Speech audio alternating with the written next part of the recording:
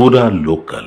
జగన్ అసలు అంత తక్కువ మెజారిటీతో ఓడిపోవటానికి కారణం ఏమంటారు? తక్కువ మెజారిటీతో ఓడిపోవటం కాదు, ఆయన అంటే ఒకప్పుడు ఎక్కువ మెజారిటీతో గెలిచారు కదా, అవును. అంత 11 సీట్స్ రావటం ఏంటి? అప్పుడు నేను చెప్పాను, జగన్ గారి జాతక వివరాలు నాకు ఒక 5 పొలిటీషియన్స్, 4-5 బ్యూరోక్రాట్స్ ఇచ్చారు. ఓకే, కానీ వారు ఇచ్చిన బర్త్ టైం కరెక్షన్ కాదని చెప్పి నేను బర్త్ టైం కరెక్టర్ మెజర్ చేశాను. వారి ఎలక్షన్ ముందే కొంతమంది అడిగితే అందరూ ఆయనకు అప్పుడు బుద్ధదశ వచ్చింది, వచ్చే 17 సంవత్సరాలు ఆయనే ఉంటారని చెప్పారు. కానీ నాకు ఇచ్చిన లెక్కల ప్రకారం ఆయన బుద్ధదశ అయిపోయింది. బుద్ధదశ చివరిలో ఆయనకి అధికారం వచ్చింది. బుద్ధదశ 17 సంవత్సరాలు, ఆయన 9 సంవత్సరాలు పాదయాత్ర చేయటం, తర్వాత ఒక 5 సంవత్సరాలు పదవిలో ఉండటం జరిగింది. కానీ బుధదశ అయిపోయి ఆయనకి కేతుదశ వచ్చింది.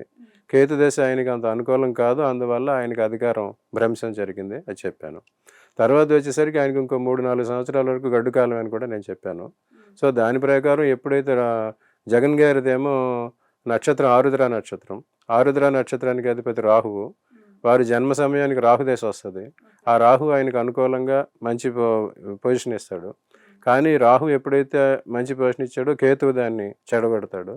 సో రాహుదశలో వచ్చినవన్నీ కేతు దశలో కోల్పోయే అవకాశం ఉంటుంది. ఆ రకంగా కేతు దశ నడుస్తుంది కనుక ఆయనకి అంత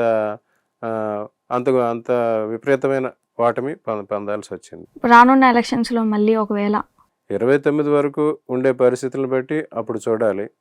ఈ లోపల ఈ చెప్పిన ప్రజాస్వామ్యంలో గ్రూపులే ఎక్కువ ప్రముఖ పాత్ర వహిస్తాయి కనుక ఎటుపక్క ఎవరున్నారు అనే దాన్ని బట్టే బేస్ అయి ఉంటుంది. ఎలాగైతే చెప్పానో ఈ సౌత్ ఇండియాలో ప్రాంతీయ పార్టీలు ఒకే నాయకత్వంలో మనలేవు. సో ప్రాంతీయ పార్టీలు ఏదో ఒక నేషనల్ పార్టీతో కూడా టైఅప్ పెట్టుకోవాలి. నేను గత మహారాష్ట్ర ఎలక్షన్లో కూడా చెప్పాను, మహారాష్ట్రలో 2 గ్రూపులు ఉన్నాయి, BJP and Congress Rahul group. అక్కడ నేను చెప్పిన దాని ప్రకారం అప్పుడు 4 చూసుకుంటే బీజేపీలో మోడీ గారి జాతకం బాగుంది, దశ బాగుంది, ఆయన కుజులో శుక్ర అంతర్దశ. తర్వాత షిండేకి రాహు దశ నడుస్తుంది.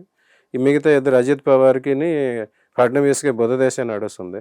సో ఆ గ్రూపులో 2కి పాజిటివ్, 2 న్యూట్రల్ ఉంది. ఇటు చూసేసరికి రాహుల్ గాంధీకి నెగిటివ్ నడుస్తుంది, అతని కుజుల్లో శని నడుస్తుంది. ఉద్ధవ్ థాకరే గురుదశ నడుస్తుంది. కానీ శరద్ పవార్కి మాత్రం బుధ దశ నడుస్తుంది, అది అంత ఎంకరేజింగ్గా లేదు. సో వీరికి వచ్చే అవకాశం లేదు, వారే నెగ్గుతారని చెప్పాను. ఆ రకంగా రేపు వచ్చే గ్రూపుల్లో కూడా ఇప్పుడు 2-3 ఒక పార్టీ ఒకవైపు, ఒకళ్ళిద్దరు ఒక పార్టీ వైపు ఉన్నారు. ఆ గ్రూపుల్లో ఎవరికి ఎక్కువ జాతకం అనుకూలంగా ఉంటుందో వాళ్ళే వచ్చే అవకాశం ఉంటుంది. ఇఫ్ ఇన్ కేస్ వైసీపీ కనుక బీజేపీతో కానీ లేదా కాంగ్రెస్తో కానీ పొత్తు పెట్టుకుంటే ఏమన్నా గెలిచే ఛాన్సెస్ ఉన్నాయా? అప్పటికి వచ్చే పరిస్థితులు ఉంటాయి. అప్పుడు బీజేపీలో ఎవరుంటారు, ఆ నాయకులు ఎవరుంటారు, వారి జాతక వివరాలు మనకి ఇస్తే అది చూసి చెప్దాం.